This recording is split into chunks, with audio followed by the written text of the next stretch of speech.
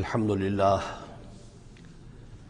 للہ وکفى والصلاة والسلام على عباده الذین اصطفى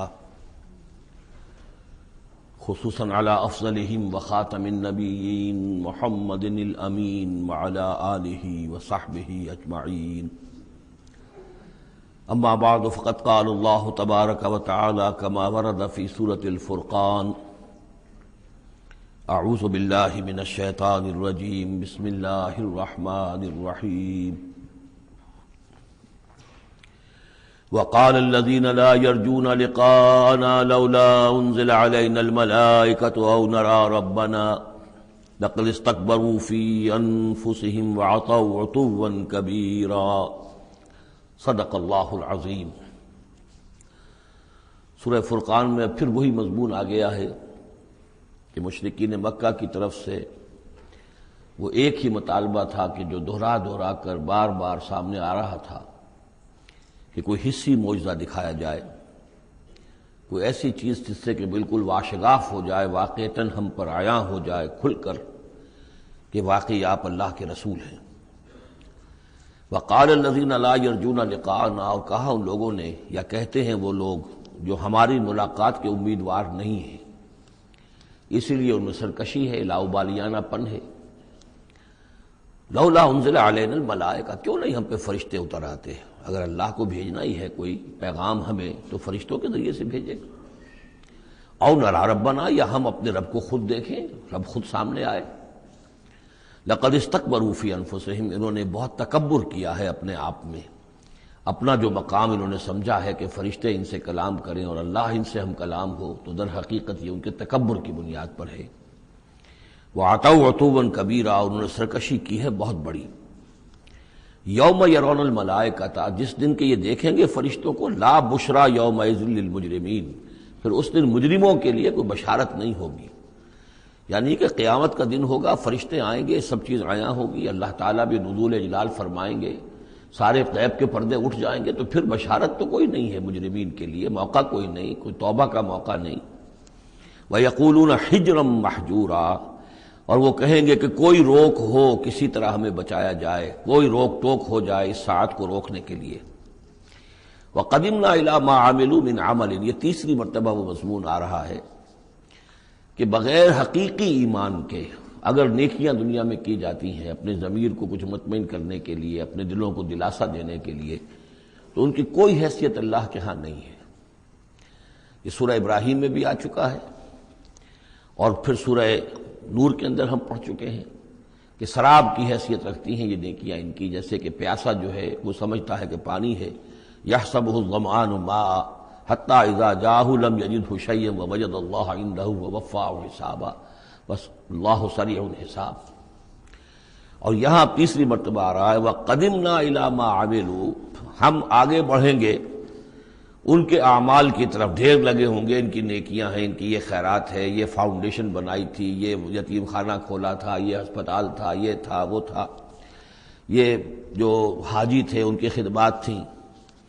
قدمنا الی ما عملوا، اور نقشہ ایسا کھینچا گیا ہے جیسے کہ کوئی آئے اور آگے آگے ٹھوکر مارے، جیسے کہ فٹ بال کو کک ماری جاتی ہے. وقدمنا الی ما عملوا من عمل، ان کے وہ بڑے بڑے عمل جس پر انہیں بڑا غرہ ہوگا، بہت سہارا ہوگا کہ ہم بہت کچھ لے کر جا رہے ہیں، ہم اس کی طرف آگے بڑھیں گے. فجعلناہ ھباء منثورا، تو ہم اسے کر دیں گے اڑتا ہوا غبار. یعنی وہ جو نظر آ رہا تھا کافی کہ یہاں پہ بڑی نیکیوں کا انبار ہے، معلوم ہوگا غبار تھا اور کچھ نہیں. اسی کا وہاں نقشہ کھینچا گیا سورہ ابراہیم میں کہ جیسے ریت ہو، راکھ ہو، اور اس کے اوپر تیز آندھی آئے اور وہ ہوا ختم ہو جائے، کوئی اس کا وجود نہ رہے. یہ ہے حقیقت ان نیکیوں کی کہ جو حقیقی ایمان کے بغیر ہوتی ہیں. نیکی صرف وہی ہے کہ جو اصل ایمان باللہ اور ایمان بالآخرت کے ساتھ ہو، اللہ کی رضا جوئی اور آخرت کی جزا کے سوا کوئی شے مطلوب نہ رہے. کسی درجے میں بھی کوئی اس کے ساتھ اور اپنا مطلوب اور کوئی مقصود شامل ہو گیا، شہرت شامل ہو گئی، یا کوئی اور کوئی لوگوں کے اندر ہر دل عزیزی حاصل کر کے مجھے کوئی الیکشن لڑنا ہے، پھر ان کا مجھے لیڈر اپنے آپ کو بنانا ہے، یا کوئی اور ان کے ووٹ لینے ہیں، کوئی شے بھی شامل اگر ہو گئی تو پھر یہ کہ اللہ کی میزان میں ان کا کوئی وزن نہیں، وہ غبار ہے جو اڑ جائے گا. وَقَدِمْنَا إِلَىٰ مَا عَمِلُوا مِنْ عَمَلٍ فَجَعَلْنَاهُ هَبَاءً مَنْثُورًا اصحاب الجنت یومئذ خیر مستقرا واحسن مقیلا، جنت والے لوگ جو ہے وہ اس لوگ ہوں گے بہت اچھے ٹھکانوں میں، اور ان کا جو ہوگا دوپہر کے آرام کی جگہ بہت ہی عمدہ ہوگی، قیلولے کی جگہ۔ وَيَوْمَ تَشَقَّقُ السَّمَاءُ بِالْغَمَامِ، اور یہ ہے وہ قیامت کا نقشہ جس دن کے آسمان پھٹے گا اور کچھ بادلوں کی طرح کی کیفیت ہو جائے گی۔ وَنُزِّلَ الْمَلَائِكَةُ تَنزِيلًا، اور پھر فرشتوں کو اتارا جائے گا، فوج در فوج فرشتے نازل ہوں گے۔ الملک یومئذ الحق للرحمن، اس دن تو پھر بادشاہی اور اختیار گویا کہ بالکل علم نشرہ ہو جائے گا کہ صرف رحمان کے لیے ہے۔ آج تو کچھ پردے پڑے ہوئے ہیں، اس وقت بھی اختیار اسی کا ہے، لیکن کچھ پردے پڑے ہوئے ہیں، کچھ نظر آتا ہے کہ اس کے ہاتھ میں بھی اختیار ہے، اس کے پاس بھی طاقت ہے، لیکن اس روز معلوم ہوگا کہ الملک یومئذ الحق للرحمن وکان یوما علی الکافرین عسیرا، اور وہ دن کافروں پر بہت بھاری ہوگا۔ وَيَوْمَ يَعُضُّ الظَّالِمُ عَلَىٰ يَدَيْهِ، اور وہ دن ہوگا کہ ظالم جو ہے، جو گناہ گار ہیں، مشرک ہیں، کافر ہیں، اللہ کے جو باغی تھے، وہ اپنے ہاتھوں کو کاٹیں گے اپنی جھنجھلاہٹ میں۔ یقول یا لیتنی اتخذت مع الرسول سبیلا، اور کہیں گے کاش کہ میں نے رسول کے ساتھ راستہ اختیار کیا ہوتا، رسول کے راستے پر چل رہا ہوتا، میں ان کا اتباع کرتا، ان کے ساتھیوں میں شامل ہو جاتا۔ یہی ہے وہ عض یعض، ہاتھوں کو کاٹنا، کہ جس کے لیے وہ میں نے حدیث جو آپ کو سنائی تھی کل کہ ملکن عاضًا، پہلا دور نبوت تھا، پھر دوسرا دور خلافت علی منہاج النبوہ، اور تیسرا دور حضور کی اس حدیث کی روح سے ہے ملکن عاضًا، کاٹ کھانے والی ملوکیت، ایسی ملوکیت جو ظالم ہوگی۔ یا ویلتا، وہ اس کہے گا کافر کہ ہائے میری شامت، لیتنی لم اتخذ فلانا خلیلا، کاش کہ میں نے اس دن فلاں شخص کو اپنا دوست نہ بنایا ہوتا، میں نے دنیا میں فلاں شخص کو اپنا دوست نہ بنایا ہوتا، یعنی اس نے مجھے پھر ورغلایا، میرا تو دل کچھ کھلنے لگا تھا، مجھ پر حقیقت منکشف ہونے لگی تھی، میں تو کچھ مائل ہونے لگا تھا رسول کی طرف، لیکن فلاں میرے دوست نے مجھے پھر ورغلایا اور مجھے اس راستے سے واپس لے گیا۔ یا ویلتا لیتنی لم اتخذ فلانا خلیلا لقد اضلنی عن الذکر بعد اذ جاءنی، اس نے مجھے گمراہ کیا، بھٹکا دیا ذکر سے جبکہ وہ میرے پاس پہنچ گیا تھا۔ یعنی ذکر کا پہنچ جانا ایک تو یہ ہے کہ اللہ کے رسول نے مجھے سنا دیا، دوسری کہ میرے دل کے اندر بھی وہ اترنے لگا تھا، وہ مجھ تک پہنچ گیا تھا، میرے دل کے تاروں کو چھیڑنے لگا تھا، جیسے کہ کہا گیا ہے وَقُلْ لَهُمْ فِي أَنفُسِهِمْ قَوْلًا بَلِيغًا، اے نبی ایسی بات کہیے ان سے کہ جو ان کے اتر جائے، جو پہنچ جائے، ان کی روح کی گہرائیوں تک اس کی رسائی ہو جائے، وہ بات کہیے۔ تو یہ بات مجھ تک پہنچنے لگی تھی، لیکن اس نے مجھے گمراہ کر دیا۔ وَكَانَ الشَّيْطَانُ لِلْإِنسَانِ خَذُولًا، اور یقیناً شیطان جو ہے وہ انسان کو پھر دغا دینے والا ہے۔ وَقَالَ الرَّسُولُ يَا رَبِّ إِنَّ قَوْمِي اتَّخَذُوا هَٰذَا الْقُرْآنَ مَهْجُورًا، اور رسول نے کہا، فریاد کی، اے اللہ، اے میرے پروردگار، میری قوم نے اس قرآن کو ترک کر دیا ہے، اس کی طرف توجہ نہیں کر رہی ہے، اس کو سننے کے لیے تیار نہیں ہے۔ میں سنا رہا ہوں، ہر امکانی شکل میں نے اختیار کی ہے کہ سناؤں، لیکن یہ میری قوم جو ہے اس کی طرف متوجہ نہیں ہو رہی۔ یہ ہے وہ لفظ مہجوری جسے علامہ اقبال لے کر آئے ہیں، خار از مہجوری قرآن شدی، کہ اے امت مسلمہ تو جو ذلیل و خوار ہوئی ہے تو قرآن کو ترک کرنے کے باعث ہوئی ہے۔ جیسے کہ حضور نے فریاد کی، یا قیامت کے دن حضور فریاد کریں گے، یہ دونوں معنی اس کے ہو سکتے ہیں، لیکن اس وقت جو پیش نظر ہے، جو اس کی تعویل خاص ہے، وہ یہی ہے کہ حضور نے اس وقت فریاد کی کہ یہ میری قوم، یہ قریش، یہ میرے رشتہ دار بھائی بند سننے کو تیار نہیں ہے۔ یا رب ان قوم اتخذوا هذا القرآن مہجورا، ان کا جو قرآن مجید کو ترک کرنا تھا وہ تو تھا ڈھٹائی کے ساتھ کہ یہ اللہ کا کلام ہے ہی نہیں، یہ تو محمد نے اپنا گھڑ لیا ہے۔ لیکن یہ ہے کہ کوئی شخص اس کلام پر ایمان کا دعویٰ کرے، لیکن اس کی روش یہ ظاہر کر رہی ہو کہ وہ حقیقتاً ایمان نہیں رکھتا، وہ بھی اسی کے ذیل میں آ جائے گا۔ وہ کہتا تو ہوگا میں سمجھتا ہوں یہ اللہ کا کلام ہے، لیکن پڑھتا ہی نہیں، کہتا ہے کہ میں مانتا ہوں یہ اللہ کا کلام ہے، اس کو سمجھتا ہی نہیں، کہتا ہے یہ اللہ کا کلام ہے، اس پر عمل نہیں کرتا، تو وہ کہنا نہ کہنا برابر ہو گیا، یہ تو تکذیب حالی ہو گئی۔ چنانچہ اس آیت کے ذیل میں جو حاشیہ لکھا ہے مولانا شبیر احمد عثمانی رحمۃ اللہ علیہ نے، وہ میں آپ کو سنا دینا چاہتا ہوں۔ آیت میں اگرچہ مذکور صرف کافروں کا ہے، تاہم قرآن کی تصدیق نہ کرنا، اس میں تدبر نہ کرنا، اس پر عمل نہ کرنا، اس کی تلاوت نہ کرنا، اس کی تصحیح قرات کی طرف توجہ نہ کرنا، اس سے اعراض کر کے دوسری لغویات یا حقیر چیزوں کی طرف متوجہ ہونا، یہ سب صورتیں درجہ بدرجہ ہجران قرآن کے تحت میں داخل ہو سکتی ہیں۔ اگر ہمارا طرز عمل یہ ہے کہ نہ قرآن کو ہم پڑھتے ہیں نہ سمجھنے کی کوشش کرتے ہیں، انگریزی زبان ہم نے اتنی سیکھ لی کہ انگریزوں کو پڑھا دیں، لیکن عربی اتنی بھی نہیں سیکھ سکتے کہ قرآن مجید کا مفہوم براہ راست ہمارے دلوں پر نازل ہو جائے، تو پھر یہ کہ ہمارا کہنا یہ کہ ہم قرآن کو اللہ کا کلام مانتے ہیں، یہ جھوٹ موٹ کا دعویٰ ہے، ہمارا عمل اس کی تصدیق نہیں کر رہا، ہمارا عمل جو ہے ہمارے اس ایمان کی گواہی نہیں دے رہا۔ اس موضوع پر الحمدللہ میرا وہ جامع کتابچہ ہے مسلمانوں پر قرآن مجید کے حقوق، اس کا انگریزی ترجمہ بھی ہے، فارسی ترجمہ بھی ہے، عربی ترجمہ بھی ہے، ملیشیا کی زبان میں بھی ہوا ہے، یہ مختلف جگہوں پر اس کا تراجم ہوئے ہیں، الحمدللہ کہ بہت مقبول کتابچہ ہے۔ وَكَذَلِكَ جَعَلْنَا لِكُلِّ نَبِيٍّ عَدُوًّا مِّنَ الْمُجْرِمِينَ، یہ مضمون پہلے بھی آ چکا ہے، سورہ نام میں بھی آ چکا ہے، ہم تو خود ہر نبی کے دشمن کھڑے کر دیتے ہیں تاکہ بھٹی ذرا گرم ہو، تصادم ہو، کشاکش ہو، تبھی تو اہل ایمان کے ایمان کی تو جانچیں گے نا کون کتنے پانی میں ہے، کیا پتہ چلے گا۔ اگر سب آرام سے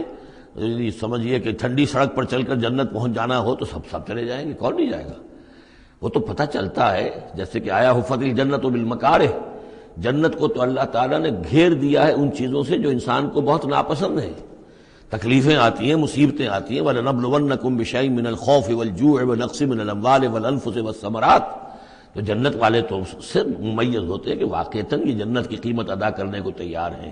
ان اللہ اشترى من المؤمنین انفسهم واموالهم بان لهم الجنہ، جنہ خریدنا چاہتے ہو تو تمہیں اپنے جان اور مال سب دینا ہوگا۔ کذالک جعلنا لکل نبی عدوا من المجرمین، اسی طرح ہم نے ہر نبی کے لیے مجرموں میں سے دشمن کھڑے کر دیے۔ وکفی بربک ہادیا ونصیرا، اور کافی ہے تیرا رب ہدایت دینے کے لیے، جو بھی ہدایت کا طالب ہوگا اللہ ہدایت دے گا اور اس کی مدد بھی کرے گا۔ وقال الذین کفروا لولا نزل علیہ القرآن جملۃ واحدہ، یہ ایک اور اعتراض تھا ان کی طرف سے، وہ لوگوں نے کہا یہ کہ کیوں نہیں اتر گیا ان پر قرآن پورا کا پورا ایک ہی مرتبہ، یعنی اس میں اصل میں جو امپلائڈ ہے ان کا اعتراض وہ یہ تھا کہ جیسے تورات تھی وہ تو حضرت موسیٰ کو ایک دم ساری دے دی گئی لکھی ہوئی تختیوں کے اوپر، یہ جو حضور کہہ رہے ہیں صلی اللہ علیہ وسلم کہ مجھ پر یہ تھوڑا تھوڑا قرآن نازل ہو رہا ہے، تو اس میں مشابہت پیدا ہو گئی ظاہری طور پر کہ جیسے کوئی شاعر ہوتا ہے تو سارا دیوان ایک دن میں تو نہیں وہ لا سکتا، وہ تو تھوڑا تھوڑا ایک غزل کہے گا، قصیدہ کہے گا، پھر کچھ کوشش کرے گا، پھر کوئی اچھی کوئی اور نظم لائے گا، پھر وہ جمع ہو کر دیوان بنے گا۔ تو اس اعتبار سے ان کا یہ اعتراض تھا کہ کیوں نہیں قرآن پورا کا پورا ان پر نازل ہو جاتا۔ کذالک لنثبت بہ فؤادک، یہ ہم نے اس لیے کیا ہے محمد صلی اللہ علیہ وسلم کہ اس کے ذریعے سے آپ کا جی، آپ کا دل اس پر ٹھک جائے۔ ورتلناہ ترتیلا، یعنی یہ کہ حالات کی مناسبت کے ساتھ ساتھ یہ نازل ہو رہا ہے، اور یہ کہ صرف حضور کا نہیں بلکہ اہل ایمان پوری جماعت، اس لیے کہ بر وقت جب رہنمائی آتی تھی اور بر وقت جو حالات تھے اس وقت ان کے حوالے سے گفتگو ہوتی تھی تو انہیں تسکین حاصل ہوتی تھی، انہیں یہ حوصلہ ملتا تھا کہ آج جو کچھ ہمارے ساتھ ہو رہا ہے یہی نوح کے ساتھ، ہود کے ساتھ، صالح کے ساتھ ہو چکا ہے، اور بالآخر جو ہے اللہ تعالیٰ نے ان سب کو کامیاب کیا اور انہیں بچا لیا، اور باقی ان کے دشمن جو ہیں وہ ملیا بیٹھ ہو گئے، تو اس سے ان کے دلوں کو سہارا ملتا ہے۔ وَلَا يَأْتُونَكَ بِمَثَلٍ إِلَّا جِئْنَاكَ بِالْحَقِّ، اور یہ کوئی بھی اعتراض آپ پر نہیں کریں گے، کوئی بھی مسئلہ آپ کے سامنے پیش نہیں کریں گے مگر یہ کہ ہم اس کے جواب میں حق لے آئیں گے آپ کے پاس، ان کو پورا جواب مل جائے گا، وَأَحْسَنَ تَفْسِيرًا، اور بہترین تشریح ہم کھول کر دیں گے۔ الَّذِينَ يُحْشَرُونَ عَلَىٰ وُجُوهِهِمْ إِلَىٰ جَهَنَّمَ، وہ لوگ کہ جو اپنے منہ کے بل اوندھے منہ جمع کیے جائیں گے جہنم کی طرف، اولئک شر مکانا واضل سبیلا، یہ لوگ ہوں گے کہ جو بہت ہی برے ہوں گے اپنے مقام اور مرتبے کے اعتبار سے، اور بہت ہی بھٹکے ہوئے ہوں گے سوا سبیل سے، سیدھے راستے سے۔ وَلَقَدْ آتَيْنَا مُوسَى الْكِتَابَ وَجَعَلْنَا مَعَهُ أَخَاهُ هَارُونَ وَزِيرًا، اور ہم نے موسیٰ کی کتاب دی تھی اور اس کے ساتھ ہم نے اس کے بھائی ہارون کو اس کا وزیر بنا دیا تھا، اس کا کام میں تعاون کرنے والا، اس کی ذمہ داریوں میں اس کا ہاتھ بٹانے والا، اس کے بوجھ اٹھانے میں اس کی مدد کرنے والا۔ فَقُلْنَا اذْهَبَا إِلَى الْقَوْمِ الَّذِينَ كَذَّبُوا بِآيَاتِنَا، تو ہم نے کہا کہ تم دونوں جاؤ اس قوم کی طرف جنہوں نے ہماری آیات کو جھٹلایا ہے، فَدَمَّرْنَاهُمْ تَدْمِيرًا، تو پھر ہم نے ان کو ہلاک کر دیا، برباد کر دیا، اکھاڑ کر پھینک دیا، یعنی یہی جو معاملہ ہوا آل فرعون کا کہ وہ غرق کر دیے گئے۔ وَقَوْمَ نُوحٍ لَمَّا كَذَّبُوا الرُّسُلَ، اسی طریقے سے قوم نوح کو بھی جب کہ انہوں نے رسولوں کی تکذیب کی، اغرقناہم، انہیں بھی ہم نے غرق کر دیا، وجعلناہم للناس آیہ، اور انہیں ہم نے تمام نوع انسانی کے لیے ایک نشانی بنا دیا، واعتدنا للظالمین عذابا الیما، اور ہم نے ظالموں کے لیے یہ دنیا کا جو عذاب استیصال تھا وہ تو نقد یہاں مل چکا ہے، اصل تو عذاب علیم آخرت کا ہے جو ان کے لیے تیار کر دیا گیا ہے۔ وعادا وثمود واصحاب الرس وقرونا بین ذلک، اور یہی معاملہ ہوا قوم عاد کا، قوم سمود کا اور کنویں والوں کا۔ اس کے بارے میں کوئی زیادہ صراحت کے ساتھ کوئی ایک رائے نہیں ہے کہ یہ بھی کوئی ایک قوم تھی جس کے پاس رسول بھیجے گئے، ان کے رسول کا کیا نام تھا، وہ قوم کب اور کہاں تھی، اس کے بارے میں کوئی اتفاق رائے نہیں ہے۔ وقرونا، لیکن یہ کہ معلوم ہوتا ہے کہ انہوں نے اپنے رسول کو کسی کنویں کے اندر بند کر دیا تھا، تو وہ رس کہتے ہیں کنویں والے۔ وقرونا بین ذلک، اور پھر یہ کہ ان کے مابین اور بہت سی بھی قومیں اور نسلیں اٹھی۔ وکلا ضربنا لہ الامثال، اور ہم نے ان سب کے لیے اپنے اپنے وقت پر ہم نے دلیلیں دی، حقائق واضح کر دیے، تمثیلیں بیان کی۔ وکلا تبرنا تتبیرا، لیکن بالآخر ان کے انکار کی پاداش میں ان سب کو ہم نے غارت کر دیا۔ وَلَقَدْ أَتَوْا عَلَى الْقَرْيَةِ الَّتِي أُمْطِرَتْ مَطَرَ السَّوْءِ، اور یہ لوگ آتے جاتے ہیں اس بستی پر کہ جس پر بڑی بری بارش ہوئی تھی، یعنی یہی سدوم اور عمورہ کی بستیاں۔ افلم یکونوا یرونہا، تو کیا یہ اس کو دیکھتے نہیں ہیں؟ یہ جب جاتے ہیں قافلہ لے کر اپنے اس کے قریب سے گزرتے ہیں، وہاں کے وہ کھنڈرات ہیں وہ ان کی نگاہوں کے سامنے آتے ہیں، تو کیا یہ اس کو دیکھتے نہیں ہیں؟ بل کانوا لا یرجون نشورا، لیکن یہ کہ ان کو جی اٹھنے کی اور بعد سے بعد الموت کی امید نہیں ہے، چونکہ وہ خیال نہیں ہے، لہذا ان آیات کو، ان حقائق کو یہ دیکھتے ہیں، گزر جاتے ہیں اندھوں کی طریقے سے، اس سے سبق نہیں سیکھتے۔ وَإِذَا رَأَوْكَ إِن يَتَّخِذُونَكَ إِلَّا هُزُوًا، اور اے نبی جب یہ آپ کو دیکھتے ہیں تو بس یہ پھر آپ کا مذاق اڑانا شروع کر دیتے ہیں۔ یہ بھی ایک طریقہ ہوتا ہے، آپ سیریس ہو ہی نہ، سیریس ہوں گے تو کسی کی بات سن کر کچھ سمجھنا پڑے گا، غور کرنا پڑے گا، جواب دینا ہوگا اس کو چٹکیوں میں اڑائیے، ہنسی مذاق میں اڑا دیجیے۔ وَإِذَا رَأَوْكَ إِن يَتَّخِذُونَكَ إِلَّا هُزُوًا، اور جب یہ آپ کو دیکھتے ہیں تو یہ بس یہی روش اختیار کرتے ہیں آپ کے ساتھ کہ آپ کا مذاق اڑاتے ہیں۔ اَهَٰذَا الَّذِي بَعَثَ اللَّهُ رَسُولًا، یہ ہے وہ جنہیں اللہ نے بھیجا رسول بنا کر، یعنی بڑے بظاہر جو استحقار کا انداز ہو، اچھا یہ ہے وہ جو سمجھتے ہیں کہ ان کو رسول بنایا گیا، اللہ نے رسول بنا کر بھیجا ہے۔ اَهَٰذَا الَّذِي بَعَثَ اللَّهُ رَسُولًا إِن كَادَ لَيُضِلُّنَا عَنْ آلِهَتِنَا، واقعتاً یہ شخص جو ہے یہ تو تل گیا تھا، قریب ہو گیا تھا کہ ہمیں اپنے معبودوں سے ورغلا دے۔ لولا ان صبرنا علیہا، اگر ہم اپنے معبودوں پر ثابت قدم نہ رہتے، صابر نہ رہتے، جمع نہ رہتے، اگر ہم نے ان کے ساتھ وفاداری کا رشتہ جو ہے، وفاداری بشرط استواری عین ایمان ہے، اگر ہم نے اس وفاداری کا رشتہ اپنے معبودوں کے ساتھ استوار نہ کیا ہوتا تو اس شخص نے تو واقعی ہمیں برگشتہ کر دیا تھا۔ وَسَوْفَ يَعْلَمُونَ حِينَ يَرَوْنَ الْعَذَابَ مَنْ أَضَلُّ سَبِيلًا، ان قریب وہ جان لیں گے جب وہ عذاب کو دیکھیں گے کون تھا بھٹکا ہوا راستے سے۔ آیا محمد اور ان کے ساتھی صلی اللہ علیہ وسلم ورضی اللہ تعالیٰ عنہم اجمعین، یا یہ کہ تم لوگ۔ ارأیت من اتخذ الہہ ہواہ، یہ مضمون قرآن میں پھر آگے بھی آئے گا، لیکن اب نوٹ کر لیجئے اس کو۔ شرک کی یہ ایک اہم قسم ہے، بڑے بڑے موحدین جو ہیں وہ اپنی جگہ سمجھتے ہیں، بڑے جغادری موحد اپنے آپ کو، وہ بھی ذرا غور کریں کہ شرک ایک یہ بھی ہے، شرک صرف قبر پرستی نہیں ہے، صرف یا رسول اللہ کہنا یا علی کہنا وہ بھی شرک ہے، لیکن صرف یہی شرک نہیں ہے، شرک یہ بھی ہے۔ ارأیت من اتخذ الہہ ہواہ، کیا تم نے دیکھا اس شخص کو جس نے اپنی خواہش نفس کو اپنا خدا بنا لیا ہے؟ نفس کہتا ہے مجھے یہ چاہیے، آپ کا دماغ بتا دیتا ہے دیکھو یہ حرام ہے، لیکن آپ نفس کا حکم مانگتے ہیں، اللہ کے حکم کو پیچھے ڈال دیتے ہیں۔ کون معبود ہوا آپ کا؟ اللہ معبود ہے یا نفس معبود ہے؟ نفس چاہیے مجھے تو دولت چاہیے، میں نہیں جانتا حلال سے حرام سے، کیا یہ حلال حرام لگا رکھی، یہ مولویوں کے ڈھکوسلے، ٹھیک ہے ہوگا کوئی سود وغیرہ کوئی کبھی ہوتا ہوگا، آج تو چل ہی نہیں سکتا کاروبار سود کے بغیر۔ نفس کہتا ہے مجھے تو کرنا ہے، آپ نے اللہ کے حکم کو پیچھے ڈالا، نفس کا حکم مانا۔ کون معبود ہوا آپ کا؟ معبود تو وہی ہے جو مطاع ہو۔ آپ نے دیکھا کہ انہوں نے کہا تھا فرعون نے، جو ہماری قوم جس کی قوم ہماری عابدین ہے، عابدون ہے، جو ہماری اطاعت کرتی ہے، غلام ہے۔ عبد وہ ہوتا ہے جو آقا کا حکم مانتا ہے، غلامی کرتا ہے، حکم مانتا ہے، فرما برداری کرتا ہے۔ تو تم نے نفس کی فرما برداری کی تو تمہارا نفس جو ہے وہ تمہارا معبود ہے۔ چاہے تم چلے کاٹتے رہو، لا الہ الا اللہ کے جو ہے وظیفے کرتے رہو لمبی لمبی، لیکن اگر نفس پرستی کر رہے ہو، اگر نفس کی خواہشات پر عمل کرتے ہو اور اس میں حرام کو بھی تم اختیار کر لیتے ہو جس کو اللہ نے حرام کیا ہے، تو نفس تمہارا معبود ہے۔ کہہ رہے ہیں لا الہ الا اللہ، لا الہ الا اللہ، اور ہے ان کا معبود وہ خود ان کا نفس ہے۔ ارأیت من اتخذ الہہ ہواہ، کیا دیکھا تم نے اس شخص کو جس نے اپنے خواہش نفس کو اپنا الہ بنا لیا ہے، معبود بنا لیا ہے؟ افانت تکون علیہ وکیلا، تو کیا ہے نبی آپ ایسے شخص کی ذمہ داری لیں گے؟ ام تحسب ان اکثرهم یسمعون او یعقلون، کیا آپ کا خیال ہے نبی کہ یہ جو اکثریت آپ کے پاس آ کر کبھی جمگھٹا کر کے جمع ہو جاتی ہے، تو کیا ان کی اکثریت سنتی ہے یا عقل سے کام لیتی؟ یہ سنتے سناتے نہیں ہیں، یہ صرف اپنے عوام کو دھوکہ دینے کے لیے آتے ہیں کہ ہم تو گئے تھے جی سننے کے لیے، ہمیں کوئی بات ملی نہیں۔ آخر کو بات ہوتی تو مانتے نا، بات کوئی تھی نہیں۔ اتحسب ان اکثرهم یسمعون او یعقلون انہم الا کالانعام، نہیں ہے یہ مگر صرف چوپایوں کے مانند، بل ہم اضل سبیلا، بلکہ ان سے بھی گئے گزرے ہیں۔ چوپایوں کو تو اللہ نے وہ چیزیں دی نہیں تھی جو ان کو دی ہیں، وہ عقل دی نہیں تھی جو ان کو دی ہے، لیکن یہ کہ یہ ان سے بھی گئے گزرے ہیں۔ الم تر الی ربک کیف مد الظل، کیا تم نے دیکھا نہیں اپنے رب کی طرف کہ کیسے اس نے تاریکی کو پھیلا دیا؟ جب رات ہوتی ہے تو گویا کہ پورے اس پہ زمین کے اوپر تاریکی کی چادر جو ہے اوڑ دی، جیسے کالی چادر ڈال دی گئی ہو۔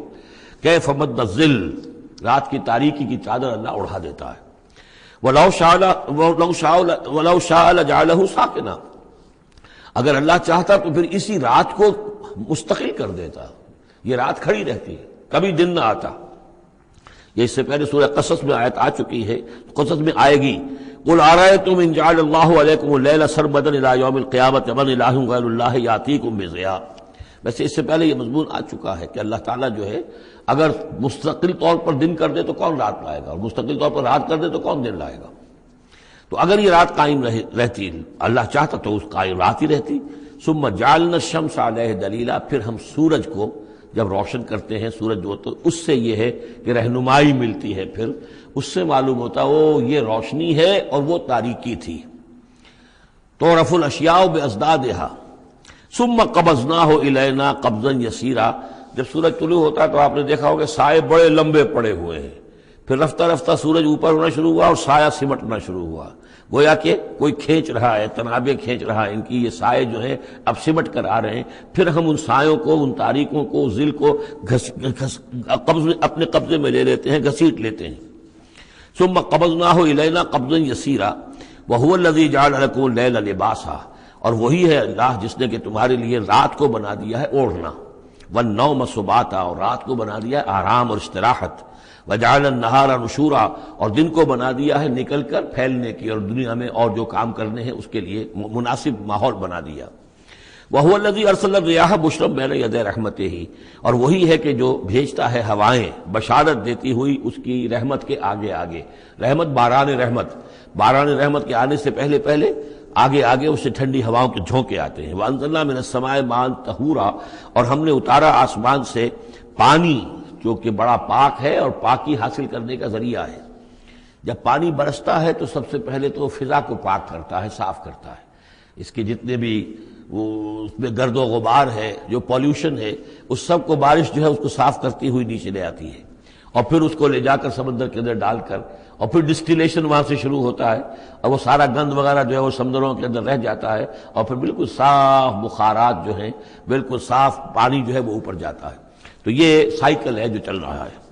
اور یہ پانی ہی پھر اللہ تعالیٰ نے دنیا میں طہارت کے لیے ذریعہ بنا دیا ہے، صفائی کے لیے، پاکی کے لیے۔ ماءً طہورا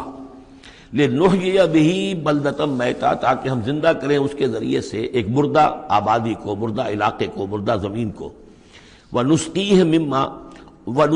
مما خلقنا انعاما وناسیا کثیرا، اور پھر ہم وہ پانی پلاتے ہیں اپنی مخلوقات میں سے جو بہت سے چوپائے ہیں اور بہت سے انسان ہیں۔ تو یہ پانی کا جو سائیکل چل رہا ہے، اس سے ایک طرف صفائی ہوتی ہے،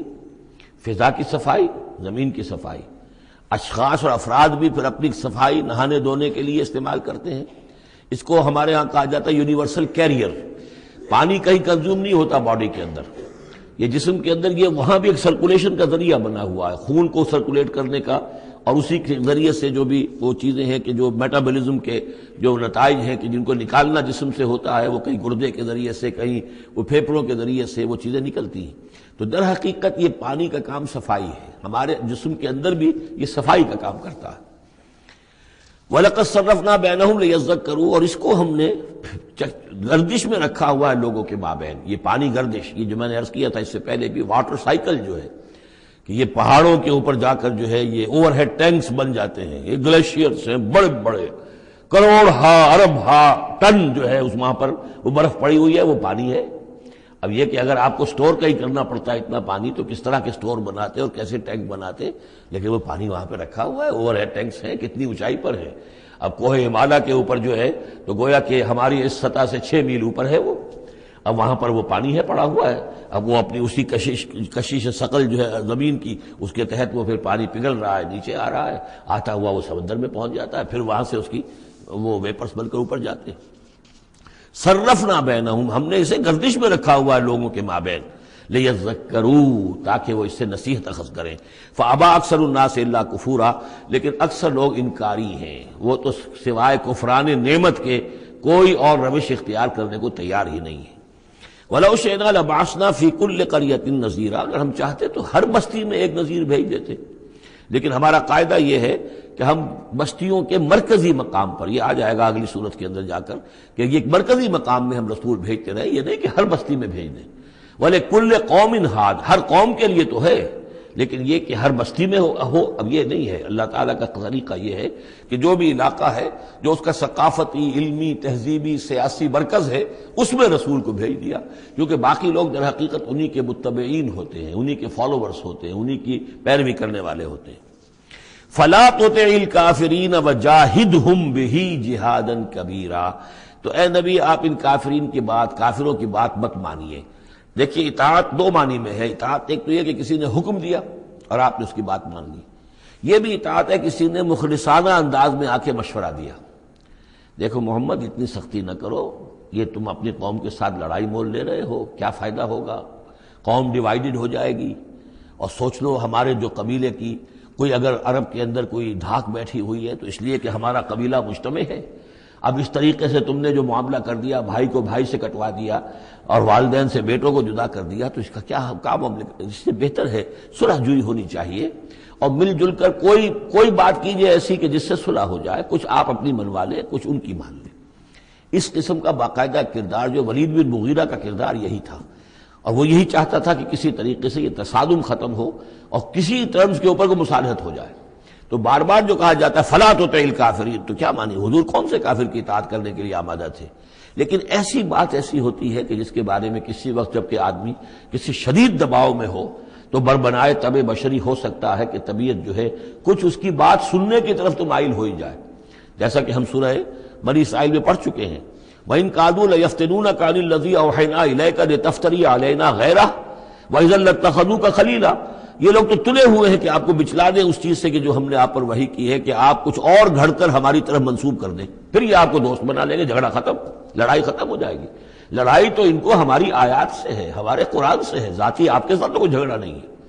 لیکن یہ کہ فرمایا وَلَوْلَا أَن ثَبَّتْنَاكَ لَقَدْ كِدتَّ تَرْكَنُ إِلَيْهِمْ شَيْئًا قَلِيلًا، اور اگر ہم نے ہی آپ کو جمائے نہ رکھا ہوتا تو اے محمد صلی اللہ علیہ وسلم عین ممکن تھا کہ آپ کچھ نہ کچھ ان کی طرف جھک ہی جاتے۔ تو یہ جو دباؤ تھا شدید، اس کا اندازہ کیجئے اس سے، تو فرمایا جا رہا فَلَا تُطِعِ الْكَافِرِينَ، آپ ان کی باتیں بھی مت سنیں، اس قسم کی کسی بات کے لیے آپ جس کو کہتے ہیں ٹو لینڈ این ایئر، کہ آپ اپنا کان اس کو دیں کہ وہ آپ کے کان میں آ کر یہ بات کر دیں، یہ بھی نہ کریں، آپ اس کی بھی آپ اس کا موقع نہ دیں۔ وَجَاهِدْهُمْ بِهِ جِهَادًا كَبِيرًا، اور آپ ان کے ساتھ اس قرآن کے ساتھ جہاد کیجئے، یہ قرآن تلوار ہے، اس کے ساتھ جہاد کیجئے اور بڑا جہاد کیجئے۔ یعنی مکے میں جو جہاد ہو رہا تھا 12 برس تک جو ہوا ہے، وہ تلوار والا جہاد نہیں تھا، وہ قتال نہیں تھا، وہ جہاد بالقرآن تھا۔ یہ بہت اہم موضوع ہے جس پہ میری تقریر موجود ہے، کتابچہ موجود ہے، بلکہ 2 ہے، جہاد بالقرآن اور پھر جہاد بالقرآن کے 5 محاذ۔ آج بھی ہمارے ہاں جو بھی قومی مسائل ہیں، ملکی مسائل ہیں، ہمارے اس وقت اجتماعی مسائل ہیں، واقعہ یہ ہے کہ ان کے لیے 5 محاذ ہیں جن پر کہ قرآن مجید کی شمشیر ہاتھ میں لے کر جہاد کرنے کی ضرورت ہے۔ اب اس وقت ظاہر بات ہے کہ اس کا موقع نہیں ہے، لیکن یہ کہ اس اعتبار سے کہ ایک انقلابی جد و جہد اللہ کے دین کو قائم کرنے کی جد و جہد میں دعوت قرآن کے ذریعے سے، تربیت قرآن کے ذریعے سے، تزکیہ قرآن کے ذریعے سے، یہ ساری چیزیں ہم پڑھتے چلے آ رہے ہیں۔ تبشیر قرآن کے ذریعے، انذار قرآن کے ذریعے، تذکیر قرآن کے ذریعے، اور جو سینوں کے اندر کے جو روگ ہیں ان کا علاج قرآن سے، شفاء لما فی الصدور، نصیحت قرآن سے، یہ سارا قرآن سے۔ تو اس حوالے سے جاہدہم بہ جہادا کبیرا وَهُوَ الَّذِي مَرَجَ الْبَحْرَيْنِ، اور وہی ہے اللہ جس نے کہ دو دریا چلا دیے، دو روئیں چلا دی. هَذَا عَذْبٌ فُرَاتٌ، یہ ہے بہت ہی عمدہ خوش ذائقہ اور خوشگوار اور میٹھا پانی. وَهَذَا مِلْحٌ أُجَاجٌ، اور دوسری رو چل رہی ہے کہ جو کڑوی اور نمکین پانی کی ہے. وَجَعَلْنَا بَيْنَهُمَا بَرْزَخًا وَحِجْرًا مَحْجُورًا، اور ان کے مابین ہم نے ایک پردہ لگا رکھا ہے، نظر نہیں آتا، اور ایک آڑ ہے، اوٹ ہے کہ وہ آپس میں ملتے نہیں ہیں. اللہ تعالیٰ کی یہ یعنی صنعائی ہے، اللہ کی قدرت ہے. وَهُوَ الَّذِي خَلَقَ مِنَ الْمَاءِ بَشَرًا، اور وہی ہے جس نے پانی سے بنایا انسان. فَجَعَلَهُ نَسَبًا وَسِحْرًا، اب یہاں پانی سے مراد منی بھی ہو سکتی ہے کہ جس سے ظاہر بات ہے کہ جو انسان کی تخلیق کا معاملہ ہوتا ہے، جو مشاہدے میں ہے لوگوں کے، وہ تو یہی ہے کہ گندے پانی سے تخلیق کا آغاز ہوتا ہے. فَجَعَلَهُ نَسَبًا وَسِحْرًا، اور پھر اس کے لیے ایک تو یہ کہ اس کے آباء و اجداد ہیں، نسب ہے اس کی، اور ایک سحر سسرالی رشتے بیوی کے حوالے سے بھی. اب ظاہر بات ہے کہ جو ساس اور سسر ہے وہ بھی ایک طرح کے والد اور والدہ ہی ہیں. یہ بھی گویا کہ اللہ تعالیٰ نے ان کو وہی رتبہ عطا کیا ہے، اور اس طریقے سے رشتے جڑتے چلے جاتے ہیں.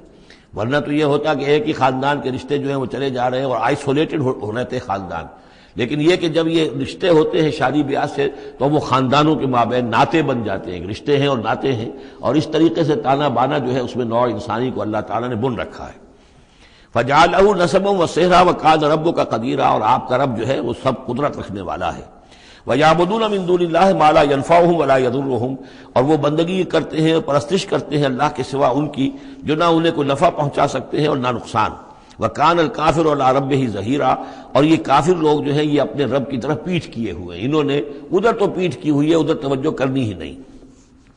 وَمَا أَرْسَلْنَاكَ إِلَّا مُبَشِّرًا وَنَذِيرًا، اور نہیں بھیجا ہم نے آپ کو مگر مبشر اور نذیر بنا کر. جو بھی حق کا راستہ اختیار کریں ان کو بشارت دیجئے. راح و ریحان و جنت النعیم، اللہ کی مغفرت اور رحمت کی بشارت. اور جو لوگ اس کو رد کر دیں، انکار کر دیں، ان کو خبردار کر دیجئے کہ پھر جہنم تمہارے لیے تیار ہے. قُلْ مَا أَسْأَلُكُمْ عَلَيْهِ مِنْ أَجْرٍ إِلَّا مَنْ شَاءَ أَنْ يَتَّخِذَ إِلَىٰ رَبِّهِ سَبِيلًا، ان سے کہہ دیجئے کہ میں نے تم سے آج تک کوئی اجرت نہیں مانگی. میں نے کبھی تم سے، میں جو تمہیں یا قرآن سناتا ہوں، یہ جو شاعر لوگ آتے ہیں قصیدے پڑھتے ہیں تو کچھ انعام چاہتے ہیں. یہ سامر جو آتے ہیں جو کہانیاں سناتے ہیں راتوں کو، سامرن بہی تہجرون جو ہے، تو اس کا معاملہ کیا، وہ بھی تم سے انعام. میں نے کبھی تم سے کوئی مانگا ہے؟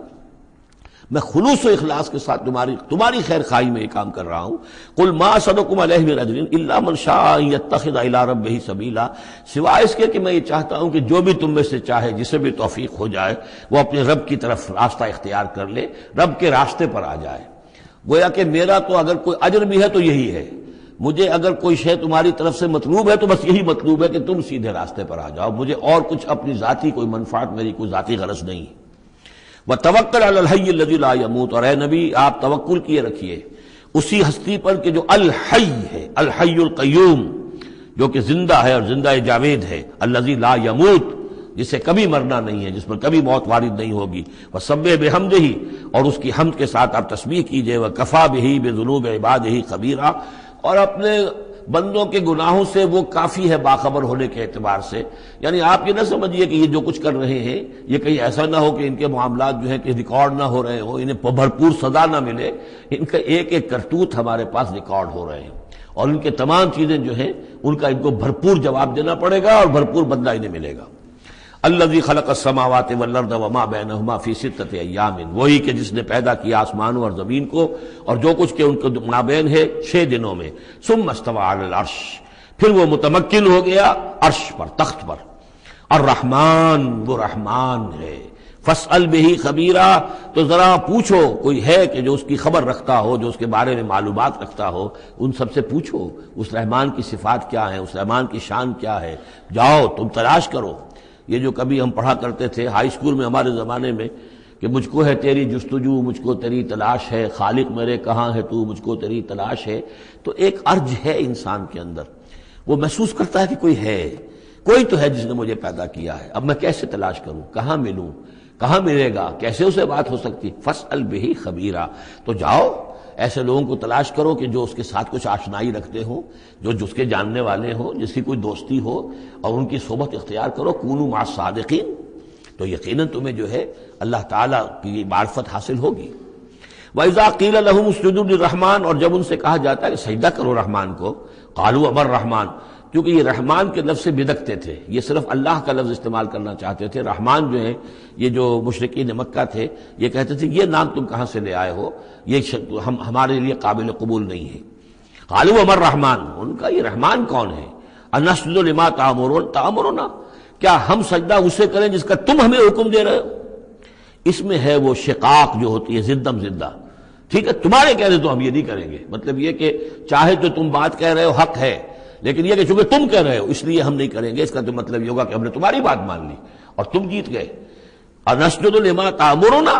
کیا اس کو ہم پوجیں گے جس کا کہ آپ ہمیں حکم دے رہے ہیں؟ وزادہم نفورا، اور اس سے ان کے اندر نفرت اور بدکنا ہی بڑھ رہا ہے، فرار اور بھاگنا اور دوڑنا۔ تبارک الذی، یہ جو آخری رکوع ہے سورہ مبارکہ کا، یہ ہمارے اس مطالعہ قرآن حکیم کے منتخب نصاب کا وَإِذَا قِيلَ لَهُمْ، سجدہ کر لیجیے، ٹھیک ہے۔ سجدہ تلاوت کے ضمن میں سورہ حجب کے آخر میں جو سجدہ آیا تھا، بعض حضرات نے اس پر اشارہ کیا تھا، وہ امام ابو حنیفہ کے نزدیک وہ آیت سجدہ نہیں ہے، امام شافعی کے نزدیک ہے، لیکن امام شافعی کے نزدیک جو سجدہ تلاوت ہے یہ واجب نہیں ہے، یہ آپشنل ہے، وہ شخص کرنا چاہے تو کرے، نہ کرے تو اس پر گناہ نہیں ہے، جبکہ امام ابو حنیفہ کے نزدیک یہ واجب ہے، کرنا ضروری ہے، لیکن اس مقام پر امام ابو حنیفہ کے نزدیک سجدہ نہیں ہے۔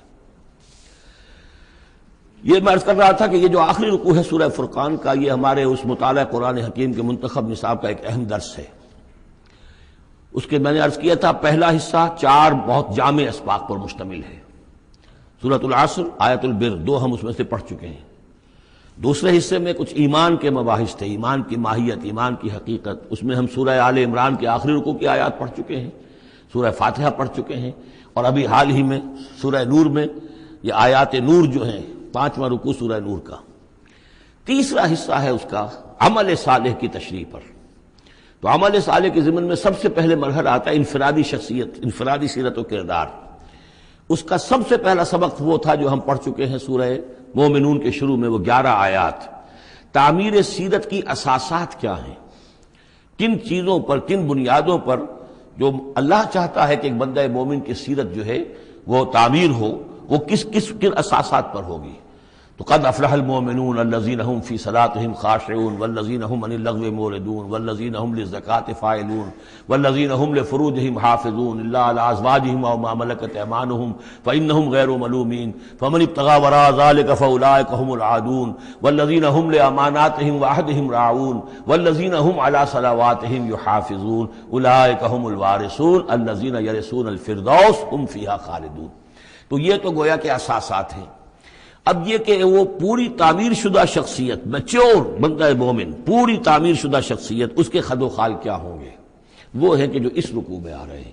ایک میچور بندہ مومن کی شخصیت جو ہے اس کے کیا خصائص ہیں، کیا اوصاف ہیں۔ لیکن اس سے پہلے 2 آیات کے اندر ایمان کے ضمن میں جو قرآن مجید کا جو فطری طرز استدلال ہے اس کا خلاصہ آ گیا ہے۔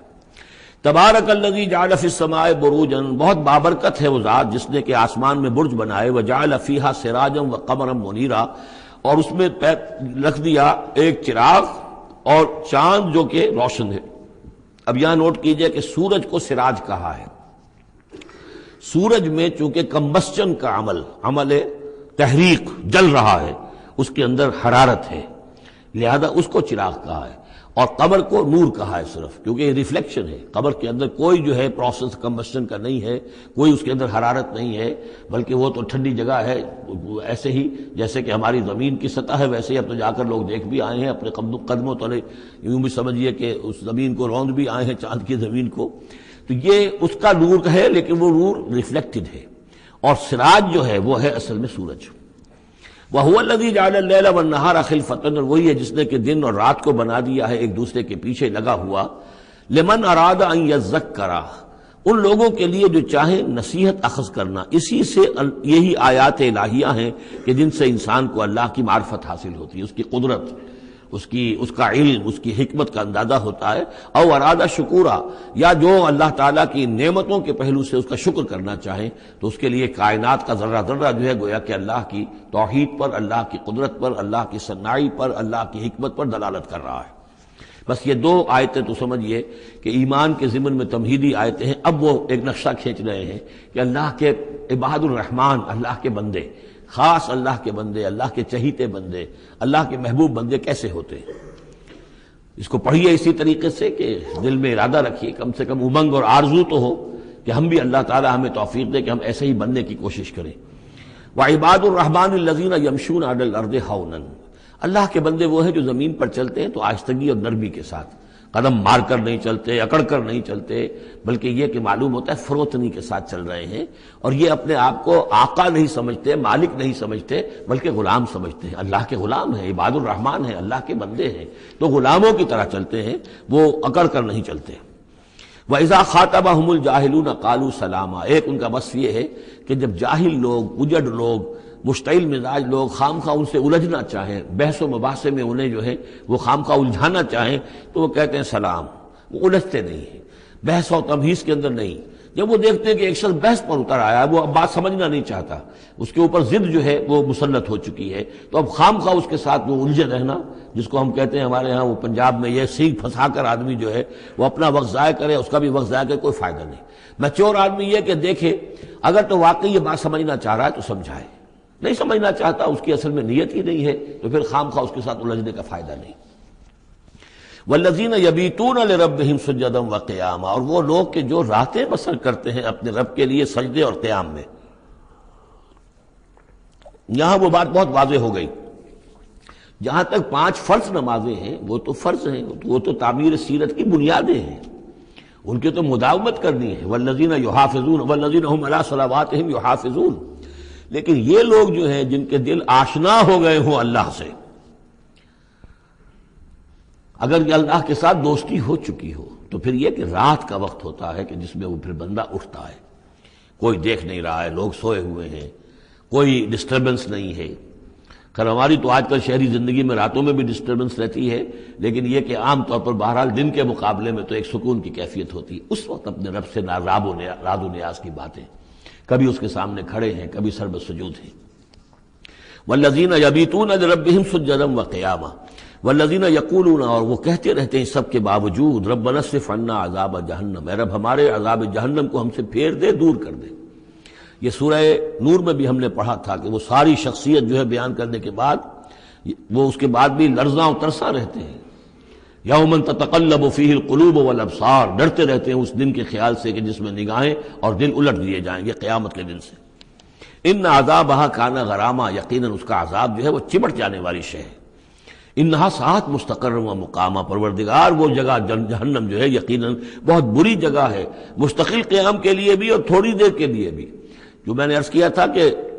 دنیا میں بری سے بری جگہ بھی جو ہے اس میں بھی آپ تھوڑی دیر کے لیے جائیں گے تو ریکریشن ہو جائے گی چینج کی وجہ سے، اور اچھی سے اچھی جگہ جو ہے اس میں بھی مستقل رہنا پڑے تو پھر اس کے اندر کوئی حسن اور کوئی جو ہے دلچسپی باقی نہیں رہے گی. تو اس کے بجائے جو جنت کا اور جنت کا تصور دیا جا رہا ہے، جنت اتنی اچھی جگہ ہے کہ مستقل طور پر رہنے کے باوجود اس کی دلچسپیوں میں، اس کی رعنائیوں میں کوئی کمی نہیں ہوگی. اور جہنم اتنی بری جگہ ہے کہ ایک لحظے کے لیے بھی کسی کا قدم وہاں گیا تو وہ اپنی پوری جو ہے سختی اس کے اوپر ظاہر کر دے گی. والذین اذا انفقوا لم یسرفوا ولم یقتروا وکان بین ذلک قواما، اور وہ لوگ جو خرچ کرتے ہیں تو نہ تو وہ اسراف کرتے ہیں اور نہ ہی بخل سے کام لیتے ہیں، بلکہ اس کے بین بین. اعتدال جو ہے واقعہ یہ ہے کہ دنیا کا مشکل ترین کام ہے، توازن اور اعتدال. ظاہر بات ہے یہ لوگ جو میچور ہیں، سمجھدار ہیں، اب ان کے ہاں یہ ہوگا کہ ان کے اس خرچ کرنے کے معاملے میں بھی اعتدال ہوگا. والذین لا یدعون مع اللہ الہا آخر، 3 کبیرہ گناہ وہ ہیں جیسا کہ ہم نے پڑھا ہے سورہ نساء میں بھی، ان تجتنبوا کبائر ما تنہون عنہ، تو بڑے بڑے گناہ وہ کون سے ہیں کہ جن سے اگر تم باز رہو تو باقی چھوٹے گناہ تو اللہ تعالیٰ جو ہے وہ معاف بھی کرتا رہے گا. اور ان میں سے سب سے بڑا تو 2 مرتبہ فرمایا شرک، اور شرک کے بعد پھر قتل ناحق اور پھر زنا. یہ 3 ہیں. قتل ناحق سے بھی در حقیقت تمدن کی جڑ کٹ جاتی ہے، اور زنا سے تمدن جو ہے وہ سڈاس بن جاتا ہے، پھر اس کے اندر گندگی ہو جاتی ہے. تو اس حوالے سے یہ 3 چیزیں یہاں بیان کی جا رہی ہیں. والذین لا یدعون مع اللہ الہا آخر، وہ لوگ کہ جو نہیں پکارتے اللہ کے ساتھ کسی اور معبود کو. ولا یقتلون النفس التي حرم اللہ الا بالحق، نہ ہی قتل کرتے ہیں کسی جان کو جس کو کہ اللہ نے محترم ٹھہرایا ہے مگر حق کے ساتھ۔ قتل کے بدلے قتل والا معاملہ ہے، یا مرتد کا قتل ہے، یا زانی شادی شدہ کا رجم ہے، جو بھی ہے۔ ولا یزنون، نہ وہ زنا کرتے ہیں۔ ومن یفعل ذلک یلقى اثاما، اور جو کوئی بھی یہ کام کرے گا وہ اس کی پاداش کو پکڑ کر اس کو جو ہے اس حاصل کر کے رہے گا، یا لازماً اس کی سزا اس کو مل کر رہے گی۔ یلقى اثاما یضاعف له العذاب یوم القیامہ، قیامت کے دن اس کا عذاب دگنا کر دیا جائے گا۔ یہ آیت اس اعتبار سے بہت اہم ہے کہ منکرین حدیث نے بہت شور مچایا ہوا ہے کہ قرآن مجید میں کہیں عذاب قبر کا کوئی تذکرہ نہیں ہے،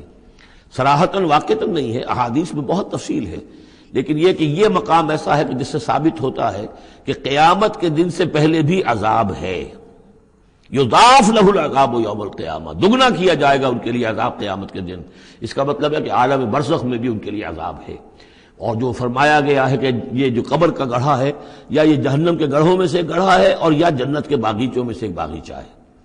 اور یا تو وہاں ایک کھڑکی کھول دی جاتی ہے جنت کی جہاں سے ٹھنڈی ہوائیں اور خوشبوئیں آتی رہتی ہیں، اور یا یہ کہ کھڑکی کھول دی جاتی ہے جہنم کی طرف جس سے آگ کی لپٹ اور گرمی جو ہے اور لو جو ہے وہ آتی رہتی ہے۔ یضاعف له العذاب یوم القیامہ، قیامت کے دن اس کے لیے عذاب دگنا کر دیا جائے گا۔ ویخلد فیہ مہانا، اور پھر وہ رہے گا اس عذاب میں ہمیشہ ہمیشہ۔ الا من تاب، استثناء ہے، استثناء یہ ہے من تابا، جو جس نے توبہ کر لی دنیا ہی کے اندر موت کے آنے سے پہلے پہلے، معلم یا غرغر۔ الا من تابا و آمن، اور ایمان لایا۔ گویا کہ جو شخص اس قسم کے گناہوں میں مبتلا ہوتا ہے چاہے وہ قانوناً کافر نہ ہو، حقیقتاً وہ کافر ہو جاتا ہے، ایمان اس کے دل سے نکل جاتا ہے، لہذا توبہ گویا کہ اثر نو ایمان لانے کے مترادف ہے۔ الا من تاب و آمن وعمل عملا صالحا، اور وہ پھر عمل کرے نیک، فاولئک یبدل اللہ سیئاتہم حسنات، تو ایسے لوگوں کی برائیوں کو اللہ تعالیٰ نیکیوں سے بدل دیتا ہے۔ اس کے دونوں معنی ہے کہ توبہ کے نتیجے میں ایک تو نامہ اعمال میں جو اندراج ہوا تھا برائی کا وہ صاف ہو جائے گا، اور اس کی جگہ نیکی کا اندراج ہو جائے گا۔ اور یہ معنی بھی ہے کہ زندگی میں اس دنیا میں توبہ کے نتیجے میں اخلاق جو ہے وہ پاک صاف ہو جاتے ہیں، دامن اخلاق کے دھبے دھل جاتے ہیں، اور انسان کا جو دامن کردار ہے پھر صاف شفاف ہو جاتا ہے۔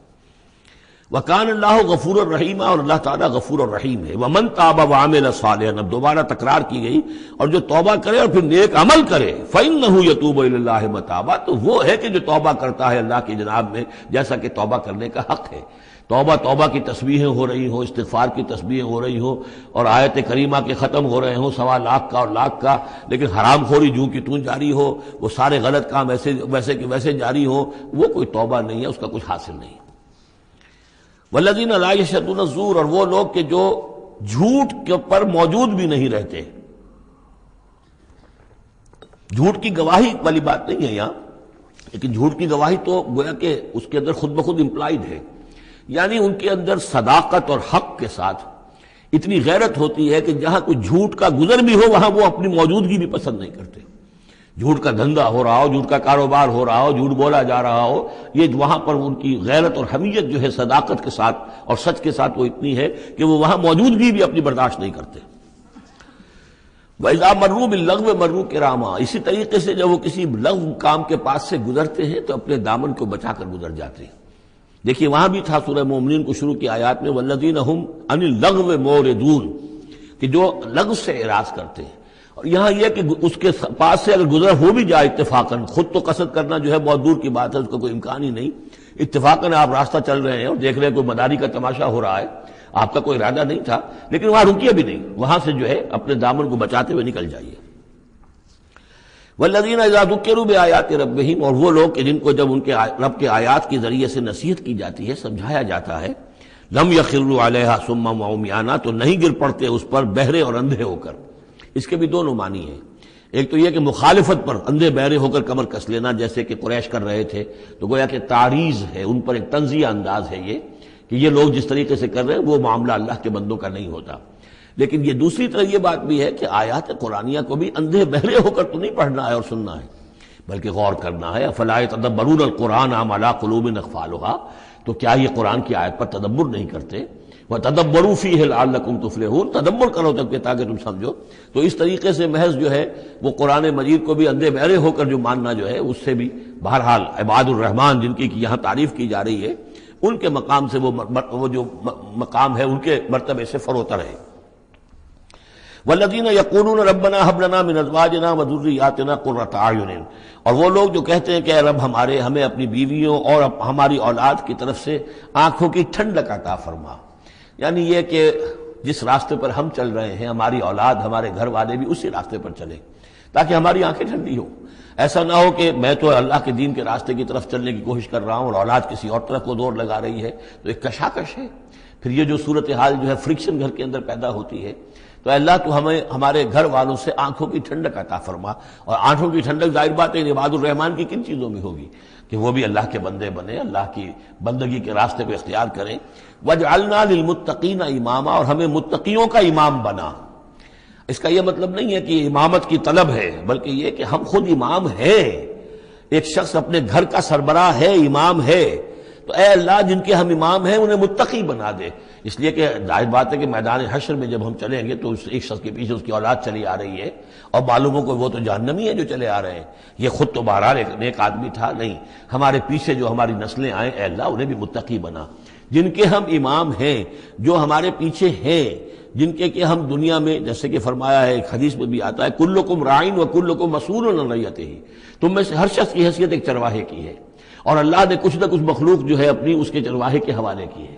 تمہاری اولاد ہے، تمہاری بیوی ہے، یہ گھر کنبہ ہے، یہ تمہارا جو ہے یہ گویا کہ تمہارے متبعین ہیں، تمہارے فالوورز ہیں، تو اللہ ہمارے فالوورز کو متقی بنا دے اور ہماری جو امامت ہے وہ متقیوں کی امامت ہو۔ اولئک یجزون الغرفۃ بما صبروا، یہ وہ لوگ ہیں کہ جن کو بالا خانے ملیں گے ان کے صبر کی جزا میں، انہوں نے صبر کیا۔ ظاہر بات ہے کہ اللہ دنیا میں بے شمار مواقع آتے ہیں حرام خوری کے، ایک بندہ مومن بچتا ہے، بہت سے مواقع پر اللہ تعالیٰ موقع دے کر آزما لیتا ہے کہ ذرا سی بھی اس کے اندر کمی ہو تو پھر یہ نکل جائے کسی غلط راستے کی طرف۔ انسان جو ہے صبر کرتا ہے، جذبات کو روکتا ہے، اپنی خواہشات کو روکتا ہے، شہوات کو تھامتا ہے، ان تمام چیزوں کو سنبھال کر یہ سب گویا کہ پوری زندگی صبر ہے۔ تو بما صبروا اولئک یجزون الغرفۃ بما صبروا، یہ وہ لوگ ہوں گے کہ جنہیں بدلے میں ملیں گے بالا خانے جنت کے ان کے صبر کے عوض۔ وَيُلَقَّوْنَ فِيهَا، ان کا استقبال کیا جائے گا وہاں جنت میں، ان بالا خانوں میں، تحیۃ و سلاما، سلام کے ساتھ اور دعاؤں کے ساتھ۔ خالدین فیہا، وہ رہیں گے اس میں ہمیشہ ہمیش۔ حسنت مستقرا و مقاما، بہت ہی عمدہ ہے وہ جگہ، مستقر کے طور پر بھی، مستقل قیام گاہ کے طور پر بھی، اور مقامہ تھوڑی دیر کے لیے بھی۔ تو یہ گویا کنٹراسٹ ہے۔ جہنم کو فرمایا ساعت مستقرا و مقاما، اور جنت حسنت مستقرا و مقاما۔ قل ما یعبأ بکم ربی، اے نبی ان سے کہہ دیجئے میرے رب کو تمہاری کوئی پرواہ نہیں ہے۔ یہ نہ سمجھو کہ میں تمہارے پیچھے اپنے آپ کو ہلکان کر رہا ہوں، تو میرے رب کو کوئی تمہاری ضرورت ہے؟ میری یا میرے رب کی کوئی ضرورت اٹکی ہوئی ہے تمہارے بغیر، وہ بات پوری نہیں ہوگی؟ یہ چھپر تم ہی اٹھاؤ گے تو اٹھے گا ورنہ اٹھ نہیں سکتا، یہ نہ سمجھو۔ قل ما یعبأ بکم ربی لولا دعاؤکم، اگر نہ ہوتا تمہیں پکارنا۔ اللہ نے یہ بات اپنے ذمہ لی ہوئی ہے کہ تمہیں خبردار کر دیا جائے۔ اللہ تعالیٰ وما کنا معذبین حتی نبعث رسولا، ہم عذاب نہیں بھیجتے رہے جب تک کہ رسول کو نہ بھیج دیں، اس لیے مجھے بھیج دیا ہے، میں لگا ہوا ہوں اس کے حکم سے۔ میں تمہاری گلیوں میں بھی تمہیں سنا رہا ہوں، تمہارے گھروں میں جا کر تم سے بات کر رہا ہوں، اکیلے بھی بات کر رہا ہوں، ڈنکے کی چوٹ بھی کر رہا ہوں، لیکن یہ نہ سمجھو کہ کوئی اس میں میری غرض ہے یا میرے رب کی کوئی ضرورت ہے۔ قل ما یعبأ بکم ربی، میرے رب کو تمہاری پرہیزگاہ کے برابر کوئی وقت تمہاری نہیں ہے اس کے نزدیک، لولا دعاؤکم، اگر نہ ہوتا تمہارا پکارنا۔ فقد کذبتم، تو دیکھو تم نے جھٹلا دیا ہے، فسوف یکون لزاما، اب عنقریب یہ تمہارے ساتھ چمٹ کر رہے گا، یعنی یہ کہ اس کا جو عذاب ہے، اس کی جو پاداش ہے وہ تمہیں مل کر رہے گی۔ سورۃ الشعراء، جیسا کہ میں نے عرض کیا تھا کہ یہ اس گروپ میں جو یہ مکی صورتیں ہیں 8 آ رہی ہیں، 8 میں سے ایک ہم نے پڑھ لی، یہ ایک جو ہے یہ بغیر حروف مقطعات کے تھی، تبارک الذی نزل الفرقان علی عبدہ لیکون للعالمین نذیرا۔ باقی 7 صورتیں وہ ہیں کہ جو حروف مقطعات سے شروع ہوتی ہیں، 2 تا سین میم سے ہیں، 1 تا سین سے ہے، پھر 4 جو ہیں وہ الف لام میم الف لام میم الف لام میم الف لام میم۔ تو الف لام میم سے کل 6 صورتیں قرآن میں ہیں، 2 مدنی، سورہ بقرہ، سورہ آل عمران وہ بالکل شروع میں، اور 4 مکیات ہیں وہ جو اب آگے آئیں گی۔ یہ سورۃ الشعراء جو ہے یہ قرآن مجید کی اس اعتبار سے سب سے نمایاں صورت ہے کہ مکی صورتوں میں تعداد کے اعتبار سے آیات جو ہیں وہ سب سے زیادہ اس میں ہے، 227 آیات ہیں، لیکن یہ کہ رکوع کل 11 ہے۔ یہ وہی انداز ہے، چھوٹی چھوٹی آیتیں، تیز ردم جو ابتدائی صورتوں کا ہوتا ہے، بالکل وہ انداز ہے یہاں پر جو سورۃ الحجر والا ہے۔ سورۃ الحجر کو بھی ہم نے دیکھا کہ وہ بھی چھوٹی چھوٹی آیتیں تھیں اور اس کے اندر صوتی آہنگ بھی بہت نمایاں، اسی طریقے سے یہ سورہ شعراء ہے۔ ویسے حجم کے اعتبار سے سب سے بڑی مکی سورت سورہ اعراف ہے، 24 رکوع، آیتیں اس کی 207 ہیں، یہ 11 رکوع اور آیتیں 227 ہیں، یعنی 20 آیات فی رکوع اس کی اوسط بنتی ہے۔ پھر اس میں وہ آیت بھی موجود ہے کہ جس سے معلوم ہو جاتا ہے کہ یہ بھی ابتدائی 4 سالوں کی صورت ہے۔ تو جیسا کہ میں نے آپ کو بتایا تھا کہ ابتدائی 4 سالوں کی صورتیں ہیں اکثر و بیشتر وہ جو سورہ قاف کے بعد ہیں، لیکن ایک سورہ ہجر جو ہے وہ پچھلے گروپ کے اندر اور ایک جو ہے وہ اس گروپ کے اندر شامل کر دی گئی، اور اس کی جو حکمت میری سمجھ میں آتی ہے، اس کے علاوہ ہو سکتا ہے کہ اور بڑی حکمت ہو جس وقت میری رسائی نہیں ہوئی ہے، کہ اس میں ایک منوٹنی جو ہے قرآن مجید کی صورتوں کے مضامین کے اندر جو پھر مشابہت آتی ہے، تو ایک ہی مضمون کی صورتیں مسلسل چلتی رہے تو اس سے بھی ہو سکتا ہے کہ طبیعت انسانی جو ہے اس کے اندر اس کی دلچسپی میں کچھ کمی ہو جائے، تو وہ انداز بدلتا، تنوع جو ہے اس کے لیے اس صورت کو یہاں پہ شامل کیا گیا۔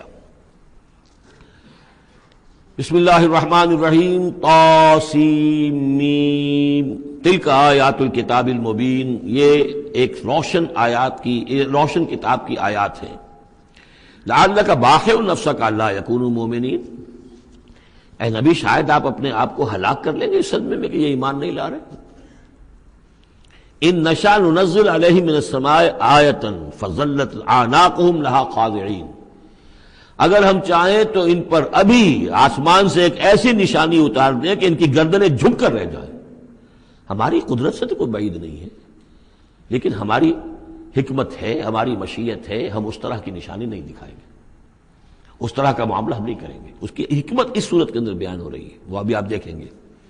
لعلک باخع نفسک الا یکونوا مؤمنین ان نشاء ننزل علیہم من السماء آیۃ فظلت اعناقهم لها خاضعین وما یاتیہم من ذکر من الرحمن محدث الا کانوا عنہ معرضین، اور نہیں آتا ان کے پاس کوئی بھی ذکر، کوئی نصیحت، کوئی یاد دہانی، ہم بدل کر، اسلوب بدل کر، انداز بدل کر ہم بار بار بھیج رہے ہیں آیات ان کی نصیحت کے لیے، لیکن جو بھی نیا ذکر آتا ہے، جو بھی نئی صورت نازل ہوتی، الا کانوا عنہ معرضین، وہ تو اس سے اعراض کرنے والے ہی ہیں۔ قد کذبوا فقد کذبوا، انہوں نے جھٹلا دیا، فسیاتیہم انباء ما کانوا بہ یستہزئون، تو پھر انقریب آ جائیں گی ان تک بھی خبریں انہی چیزوں کی جن کا کہ یہ مذاق اڑاتے رہے ہیں، پھر عذاب الہی آئے گا اور پکڑ آئے گی۔ اولم یروا الی الارض کم انبتنا فیہا من کل زوج بہیج زوج کریم، کیا یہ زمین کو نہیں دیکھتے کہ کتنا ہم نے اس زمین کے اندر جو ہے کیسے کیسے طرح طرح کی چیزیں جو ہیں، عمدہ چیزیں، اور ہم نے میوے اور پھل پیدا کر دیے ہیں۔ ان فی ذلک لآیہ، اس میں ہے نشانی انہیں چاہیے تو اس میں ہے، پوری کائنات نشانی ہے اللہ کی، پوری تخلیق نشانی ہے۔ ان فی خلق السماوات والارض واختلاف اللیل والنہار والفلک التی تجری فی البحر بما ينفع الناس وما انزل اللہ من السماء من ماء فاحیا به الارض بعد موتها وبث فیہا من کل دابۃ وتصریف الرياح والسحاب المسخر بین السماء والارض لآیات لقوم یعقلون۔ ان فی ذلک لآیہ، اس میں نشانی ہے۔ وما کان اکثرهم مؤمنین، لیکن اے نبی ان کی اکثریت ایمان لانے والی نہیں ہے۔ وان ربک لہو العزیز الرحیم، یہ عام طور پر عزیز کے ساتھ حکیم آیا کرتا ہے، نوٹ کیجئے، لیکن یہاں اس صورت میں آپ کو نظر آئے گا کہ عزیز کے ساتھ الرحیم۔ کیوں؟ کہ آپ کا رب یقیناً زبردست ہے لیکن رحیم ہے، یہ اس کی رحمت کا منظر ہے کہ وہ اس طرح کا معجزہ نہیں دکھا رہا، وہ جب چاہے دکھا سکتا ہے۔ ان نشاء ننزل علیہم من السماء آیۃ فظلت اعناقهم لها خاضعین، ابھی ہم ایک ایسی آیت اتار دیں کہ جس سے ان کی گردنیں جھکی کی جھکی رہ جائیں، لیکن نہیں، ہم عزیز ہیں، زبردست ہیں، رحیم ہیں۔ ہماری رحمت کا تقاضا یہ ہے کہ ہم ابھی اس قسم کا کوئی ان کو معجزہ نہیں دکھانا چاہتے، ابھی مہلت دینا چاہتے ہیں تاکہ ان میں سے اس دودھ کو اچھی طرح بلو لیا جائے۔ ابھی اگر کہیں کوئی مکھن ہے اس کے اندر تو وہ بھی نکل آئے، جو بھی لوگ ہیں جو خیر کی کوئی استعداد رکھتے ہیں وہ بھی سیدھے راستے پر آ جائیں، اور ہم نہیں چاہتے کہ ان کی مہلت جو ہے وہ ابھی ختم ہو جائے۔ اس وجہ سے یہ در حقیقت رحمت کا منظر ہے، اور جس کو کہ ان لوگوں نے آپ کے خلاف ایک دلیل کے طور پر استعمال کر لیا ہے۔ بارک اللہ لی ولکم فی القرآن العظیم ونفعنی وإیاکم بالآیات والذکر الحکیم۔